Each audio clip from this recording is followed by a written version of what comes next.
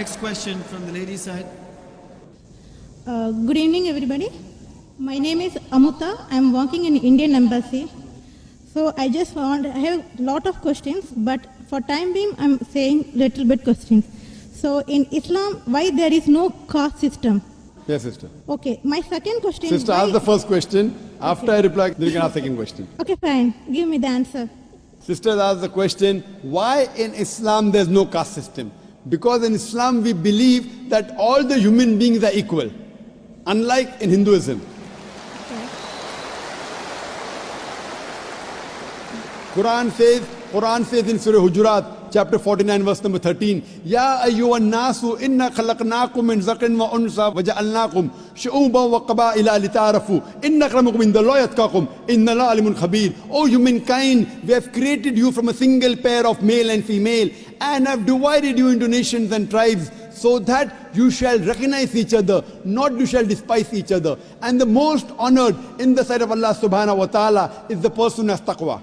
The criteria for judgment in the sight of Almighty God for a human being to be superior to the other human being, it's not sex, it's not caste, it's not color, it's not wealth, it's not age, but it is taqwa, it is God consciousness, it is piety, it is righteousness. The only way one human being can be superior to the other human being, it's not by wealth, it's not by age, it's not by sex, but it is by piety, it is by God consciousness, it's by righteousness. Unlike Hinduism, when we read the Vedas, it's mentioned that Almighty God, He created the Brahmin class, the learned class from the head. That's the first caste. Then He created the warrior class, the Kshatriyas, from the chest. Then from his stomach and thighs, He created the business community, the Vaishyas. And from the feet, He created the Shudras, that's the untouchables, that's the lower caste. So this is what is mentioned in the Vedas. In Islam, we believe that all the human beings are equal. We don't believe that one human being is superior to the other human being because of birth, because of profession, because of wealth, because of color, because of caste. So Islam is a universal religion. Unlike in the Vedas, what they say that you have to stick to your profession. Because it was mainly controlled by the Brahmins, which is again small percentage, minute percentage. And they say that if you're born as a Shudra, you remain a Shudra, you serve the Brahmin, next life maybe you may become a better person. No, this is all ideology. So that, they want to keep the low person will remain low, and the rich and the top people remain top. In Islam, we believe in equality. And Islam is a religion for all the human beings. That is the reason Islam is against caste system. Hope that answers the question, sister. Okay, sir, I have one more doubt. So why you are saying the Muslim is Sayyid Muslim or Sunni Muslim or Shia? So what is that? Sister said that why am I saying Sayyid Muslim and Shia Muslim Sunni? I never said Sayyid Muslim, Shia. Muslim is the one who submits his will to Almighty God. In Islam, there is no sect. Allah says in the Quran in Surah Al-Imran chapter 3 verse number 103, وَاتَصِمُوا بِحَبْلِ اللَّهِ جَمِيعًا وَلَا تَفَرَّقُوا. Hold to the rope of Allah strongly and be not divided. There is no Sayyid Muslim and Sunni or this. Yes, the family. Fine, you may belong to a family. You may belong to a Sheikh family. You may belong to Sayyid family. To know your roots, that does not mean a person is superior. A Khan is superior to a Sheikh or a Sayyid. No. It is belonging to your roots. Like how you may come from some family so that you have come from particular land or particular area. If you have come from Konkan region. So this is family background. It doesn't mean one person is superior to the other. The only way one human being can be superior to the other human being is by piety, is by righteousness, is by God consciousness. Hope that answers the question, sister. Okay, second question. Why in Islam in marriages no horoscope is seen? Sister asked the question that why in Islam during marriages no horoscope is seen. Because, sister, we don't believe in horoscope.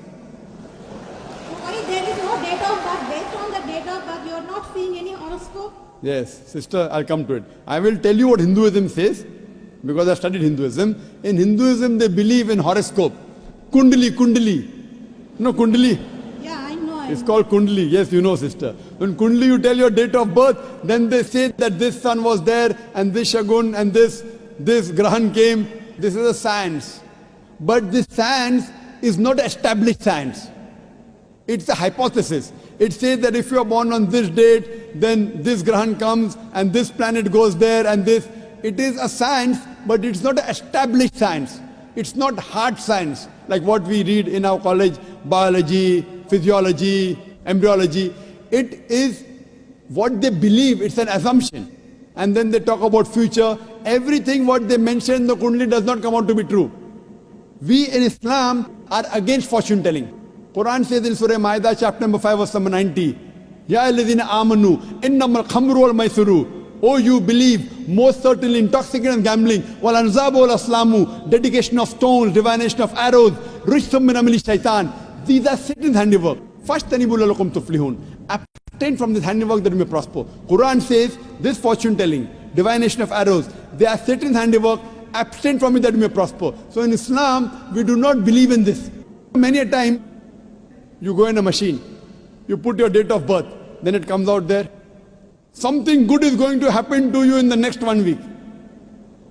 Even if 100 bad things happen, one good thing will surely happen. The next person goes, it comes horoscope, something bad is going to happen in the next 1 month. So these are statements that are made which are so ambiguous. And all this, parrot goes and picks up a chit, and you come to know your kundali or what your future. So in Islam, we don't believe a parrot can pick up and tell you what is your future, or by reading the palm, or looking at the stars. Islam is against this. And many a time, you get fooled into believing that it is true. And there was a research done that once a psychologist, he was teaching a class of 100 students.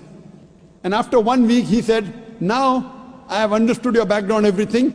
I will write about each individual person, about his past and everything. But don't open the chit until I tell you. So he wrote to all 100 students details about the past.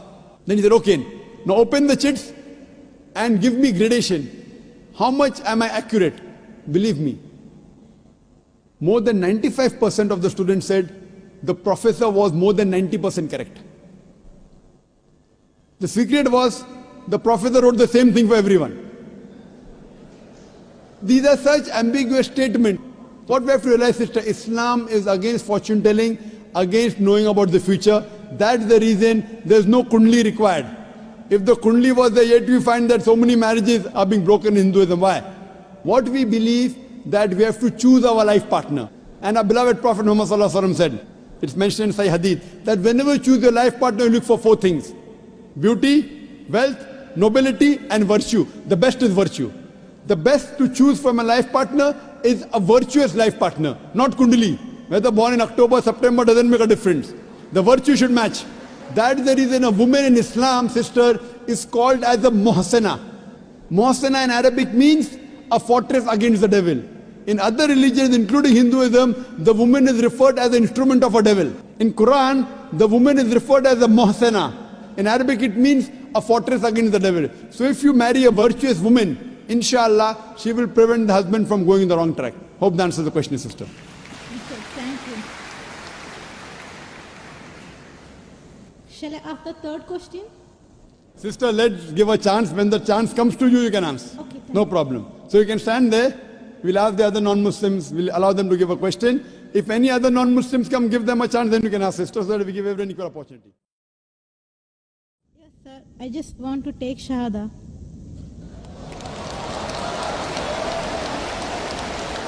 MashaAllah. The sister who had the question earlier, and I believe you're a Hindu sister? Yeah, I'm Hindu. Yes. The sister who had the earlier question, MashaAllah, Allah gave her hidayat and she wants to accept Islam. I want to ask you, sister, do you believe there is one God? Yeah, I believe in Do you one God. believe that Almighty God has got no images? Yes, sir, I believe. Yes. And you believe that there's no one to worship besides Allah? Means? Do you believe that there's no God but Allah? Yeah, I believe Allah is the Do you believe Prophet Muhammad is the last and final messenger of this God? Yes, I believe. Inshallah, I'll say in Arabic and you repeat it, sister. Ashhadu. I'll say in Arabic and you repeat it, sister, slowly. Okay. Ashhadu Hashadu Allah Allah ilaha ilaha illallah illallah wa ashhadu wa ashhadu anna Anna Muhammadan Muhammadan Abduhu Abdu wa Rasuluhu. wa Wa Rasuluhu. wa Rasulu. MashaAllah, sister.